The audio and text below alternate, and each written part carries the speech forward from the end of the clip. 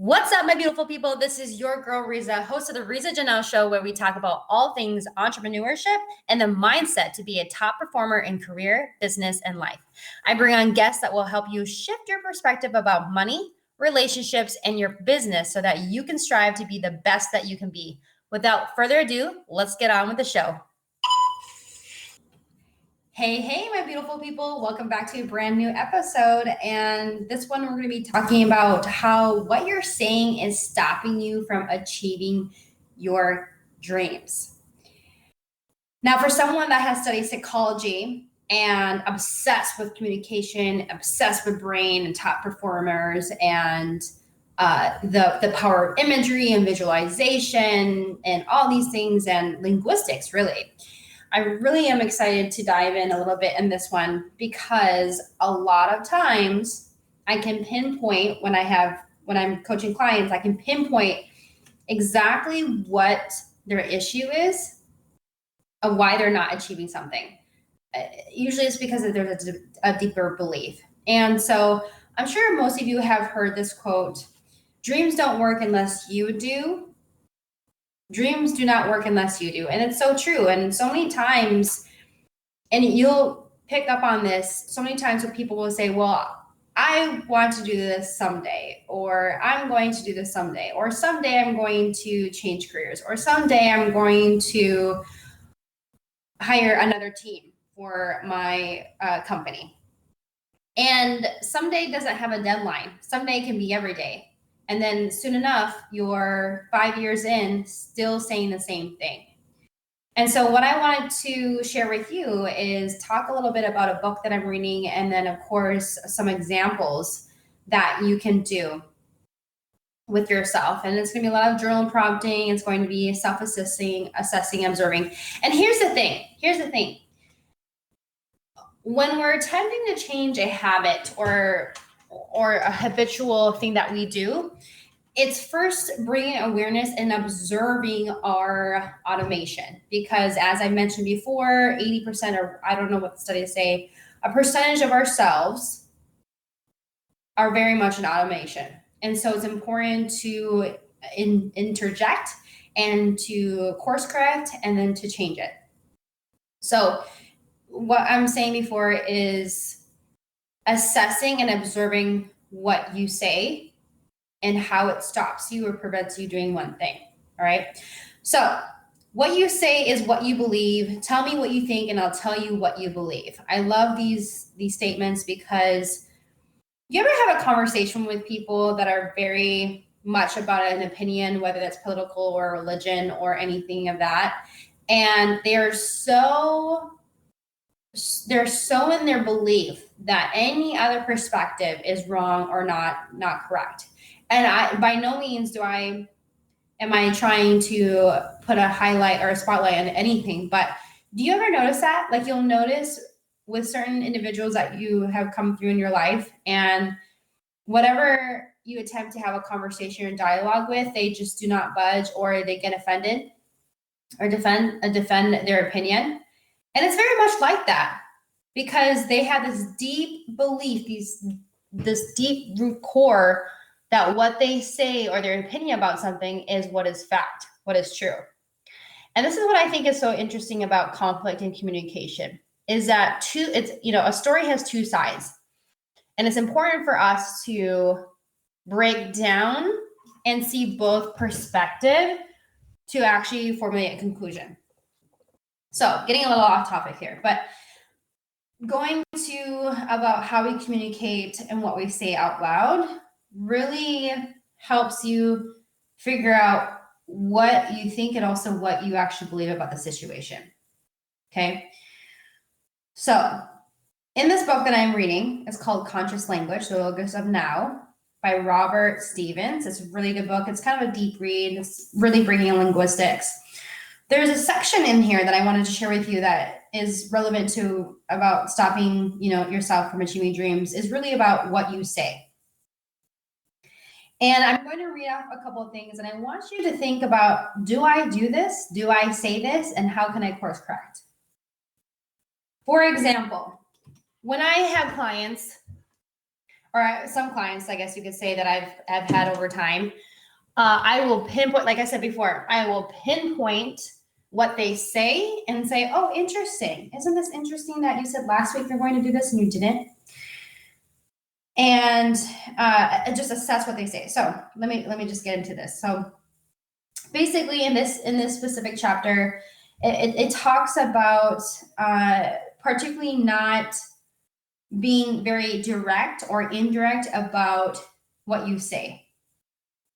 And it's called Domain of Ineffective Choice. And essentially what we're doing to ourselves and what we say is, we're neither saying yes or no or making a strong decision, because we don't want to offend anybody or make someone upset based on what we say. So sometimes we'll say things like, well, hopefully this person doesn't do X, Y, and Z. It's a little bit a softer statement. So what I'm trying to get at is, there are certain examples or certain things that we can say that stop us from actually achieving or accomplish one thing. And here's the thing. There's a difference between a must and a maybe, or a must and I'll try. Do you hear the difference? I must do this, instead of saying, or I'll try to do this. And then someone saying, I must do this. There's a difference. I'll try and a must. And so a perfect example is, I'll try to finish that next week before our next call. I'll try. It's like saying, I'll try to make it to your 4th of July event. Well, actually, when this episode goes out, it's probably done. But I'll try to make it to your birthday event. Try. And we all know what try really means. It means I'm not committed to saying yes, and I'm also not committed to saying no. So trying is only half a commitment. And our subconscious mind only knows how to do, not try. Think about that. Our subconscious mind only knows how to do, not try. And this is what's interesting about our brains, is that it doesn't compute the try. It gets confused. And then that's when you start spinning confusion, and you're like, okay, debating about, should I do this? Should I not? Should I attend this? Should I not? So it's not a yes or no. It's not a start or stop, and an open or a close. So think about that for a moment. How many times have you said try in the last week? Oh, I'll try to get to that. Or I'll try to respond to this. Remember, you're only doing half a commitment. Here's another one.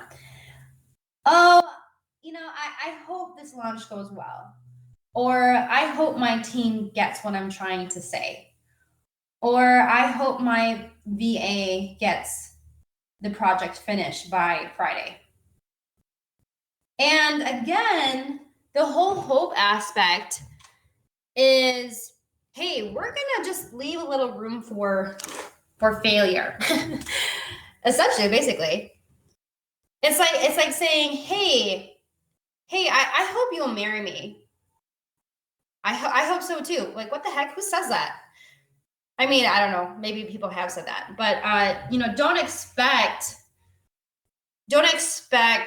like a concrete yes or a concrete like opposite, like this is going to happen. So basically, when you say hope, it's like leaving room for failure. You're just kind of saying like, oh yeah, I hope it works out. I hope it's going to be okay. Here's another one, very similar to the try. I'll attempt to change that habit, or I'll attempt to create that event by the end of the summer, or I'll attempt to, change change the way that I eat so then I can wake up earlier, yada, yada, yada. And again, attempt is another form of try. You're going to attempt something. Again, your brain doesn't compute that. It's saying, wait, so are you saying yes or are you saying no? Like, I'm kind of confused here. And then again, you start spinning, you get confused. Here's another one. Yeah, so I kind of think that's okay. Or possibly, or, we're almost there. Just be concise and make a decision. Like, say the statement with strength, with choice, with the decision. Especially when you say like, oh, I'll possibly get there, or possibly, like maybe possibly we'll do that. Again, no commitment. Oh, almost, like that's almost there. What all means and most means, what does almost mean? Somewhere in between of lots of everything, right?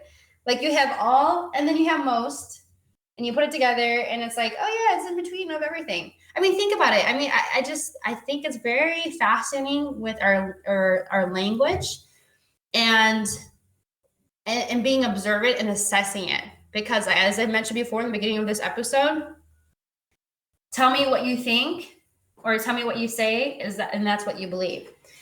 Here was another one. I would like to, or I would maybe choose this. I would like to choose. Would like is not a strong definite. Like, I like to do this. Does that make sense? Like, isn't that interesting? So, the reality is, what I'm trying to say here with these different statements and these word choices is that there's no action involved. There's no result. It's kind of like, those teeter-totters when you're a child. I'm not sure if any of you had that. I know I did. Where one person's on one paddle, like the board, and the other person's on the other side. And you're either both equal weight or like someone standing in the middle and there's one person, or not one person, but both of them are on the same balance. It's like the same thing. You're not going anywhere. There's no gravity being pulled in one way direction or not. So how do we combat this? Like, how do we change this, right?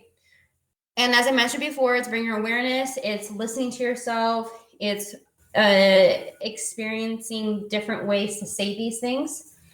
And of course, upgrading. Okay, quick tangent here. I was listening to an episode, David Neagle. I really like his show. And I wish I had my notes somewhere. I don't know where it is at this time, but it makes me think about what we're talking about. He talks about, in order for you to up level, or in order for you to make a stronger decision or a better version of yourself, I guess you could say, is that you have to raise your expectations of yourself to even get into that new realm. It's kind of like grade school where in order for you to go to the next grade, you have to pass the fundamentals of that grade.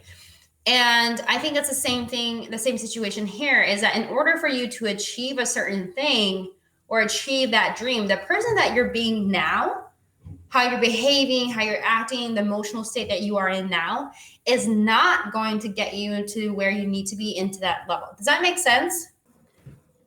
It actually makes me think about soccer and being an athlete. I've been playing soccer for many years, and as an athlete, in order for you to get to the next level of something, having a doubt in yourself or negative self-talk, actually, tangent again, one of my teammates, she's very negative about herself.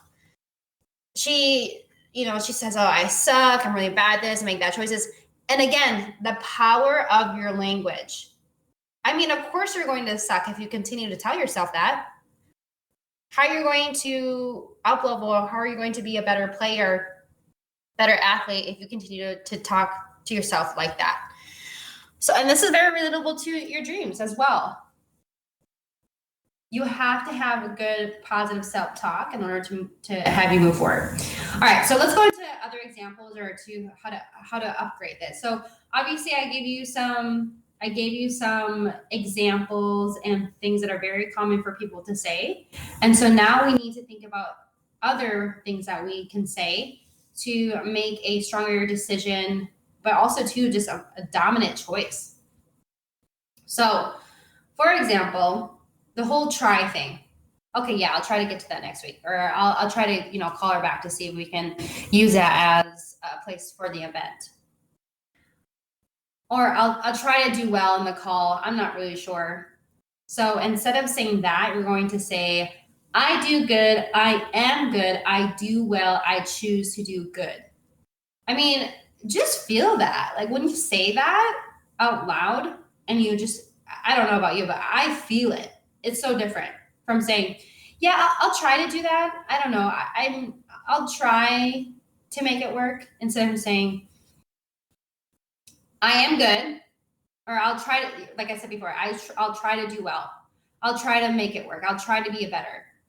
And then you'll say, I do good. I am good. I do well. I choose to do good. It's the same thing with okay, so I'm going to give another example. So as someone that started this podcast, I had no idea what I was doing. I literally just started recording things with my phone, and then I tinkered into other things. And I was like, but you know what? I'm going to figure this out. I am figuring this out. I have figured it out. Do you see the difference in saying, like, I have no idea how to do this. What do I even start? What should I do? Those are just empowering comments and statements. And then the other thing that I said, they're more empowering. Here's another one.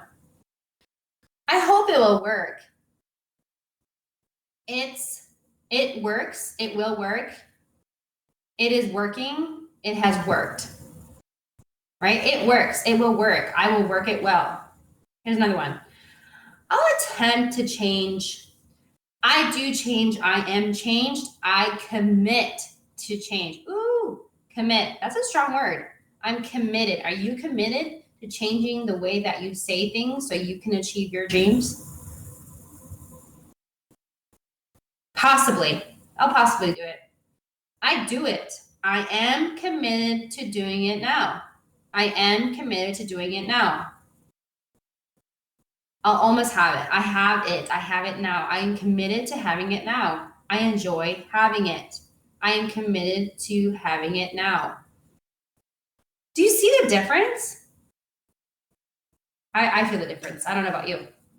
Here's a couple of quotes here's a couple of quotes that I really like as well that I wanted to drop on you.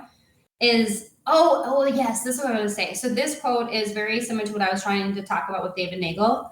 The high thoughts must have high language. Ooh, I love that. I think this is from a philosopher. I forgot, but it's not important at the time right now. So high thoughts must have high language. High thoughts must have high language. It's all about frequency. It's all about where you're putting yourself to raise that. I love that. Here's another one. The great enemy of clear language is in. Let me try that again. The great enemy of clear language is insincerity. When there is a gap between one's real and one's declared aims, one turns as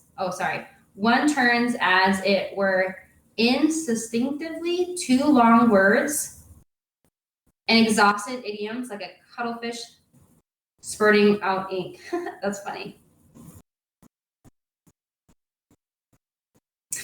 Think of it this way. A successful organism must first know who or what it is before it can expand.